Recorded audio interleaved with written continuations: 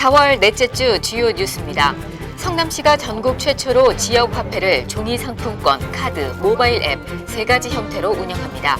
소비자와 가맹점주 모두 은행 방문 없이 이용할 수 있어 편리하다는 반응입니다. 여성과 아동을 위한 안전 지도가 제작됩니다.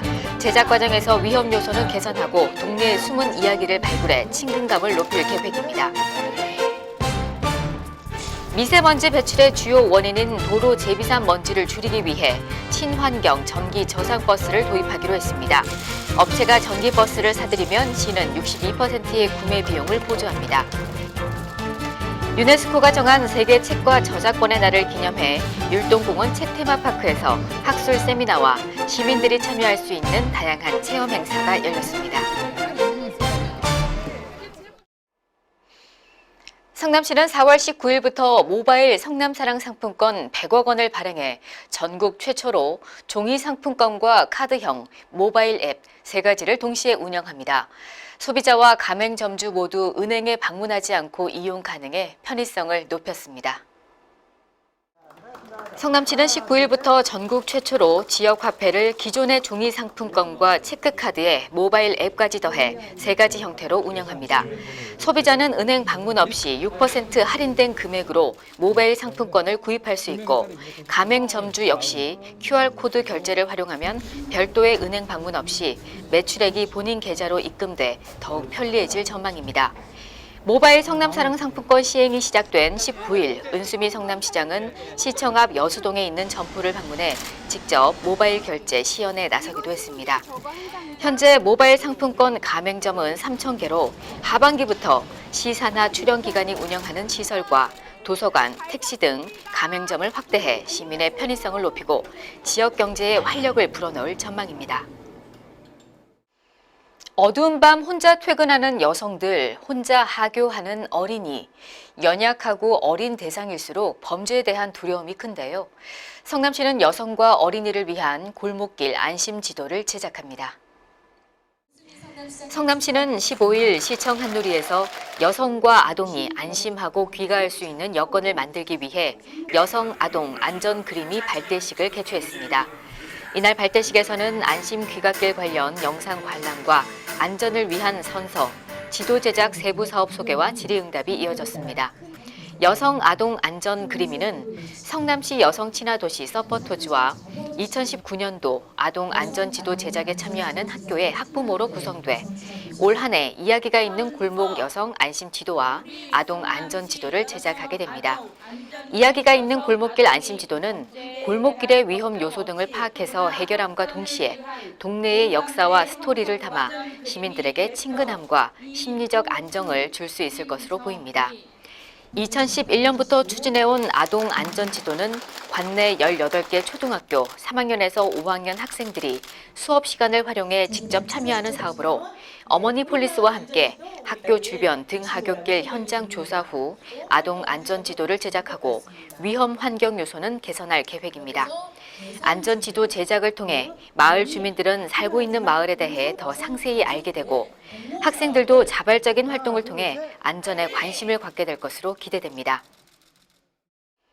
갈수록 심해지는 미세먼지를 줄이기 위해 보다 근본적인 해결책이 필요한데요.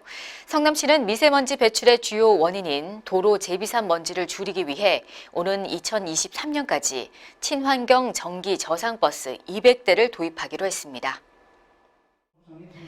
성남시는 15일 시청 상황실에서 은수미 성남시장과 김윤태 성남시내버스 주식회사 대표 등이 참석한 가운데 친환경 전기 저상버스 200대 보급을 위한 협약식을 가졌습니다. 협약에 따라 시는 성남시내버스 주식회사가 친환경 전기 저상버스를 사들이면 3억 1,200만 원 차량 가격 중 62%의 구매 비용을 보조합니다.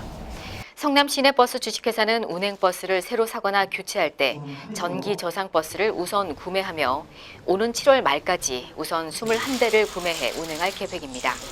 시는 미세먼지를 줄이기 위해 매년 시민에게 전기차 보급 사업을 진행하고 노후 경유차, 매연 저감 장치 부착, 어린이 통학 차량 LPG차 전환, 천연가스 버스 교체 등을 대상으로 지원 사업을 펼치고 있습니다.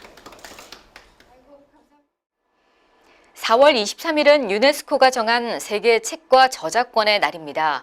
독서 출판을 장려하고 저작권 제도를 통해 지적 소유권을 보호하기 위해 제정된 날인데요. 세계 책의 날을 기념해 책 테마파크 일대에서는 학술 세미나와 시민들이 참여할 수 있는 기념 행사가 열렸습니다. 성남문화재단은 20일 한국문예창작학회와 공동으로 율동공원 내 책 테마파크에서 제36회 정기학술 세미나를 개최했습니다.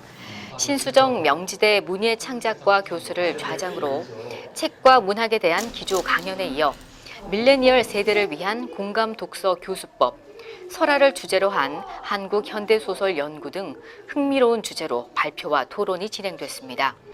이날 책 테마파크 일대에서는 책 피는 봄을 주제로 책갈피 만들기 등 체험 행사, 내가 꿈꾸는 책 세상 그리기 참여 행사, 세계 책의 날 기념 동시 원화전, 시민 라디오 제작단의 찾아가는 라디오, 초청 가수의 공연 및 시 낭송까지 보고 듣고 즐길 수 있는 다양한 행사가 진행됐습니다.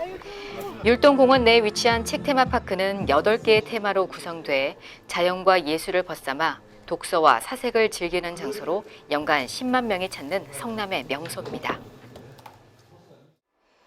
다음은 한 주간 주요 단신입니다. 2019년 청년 기본소득 1분기 지급을 시작합니다.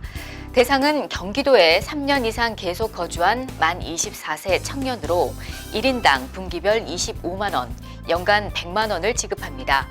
대상자는 4월 30일까지 신청서와 주민등록 초본을 경기도 일자리 플랫폼 자바바에 제출하시기 바랍니다. 행정안전부는 국민안전사고 예방을 위해 누구든지 생활 속 안전 위험 요인을 신고할 수 있도록 안전신문고를 운영하고 있습니다. 5월 31일까지 안전 위험 요인 집중 신고 기간인데요. 축제 장소나 유원지, 도로 파손, 불법 주정차 등 생활 속에서 위험 요인을 발견하면 안전신문고로 신고해 주시기 바랍니다. 토요일 오후 5시가 되면 성남시 곳곳은 문화, 예술 공연을 펼치고 관람할 수 있는 공연장으로 변신합니다. 오는 10월 26일까지 매주 토요일 오후 5시 서현역 로데오 거리나 야탐역 광장 등에서 다양한 공연 콘텐츠의 토요 예술제를 만날 수 있는데요. 일상에서 잠시 접하는 공연이 생활에 활력을 줄 것 같습니다. 이번 한 주도 활기차게 보내세요. 뉴스를 마칩니다. 고맙습니다.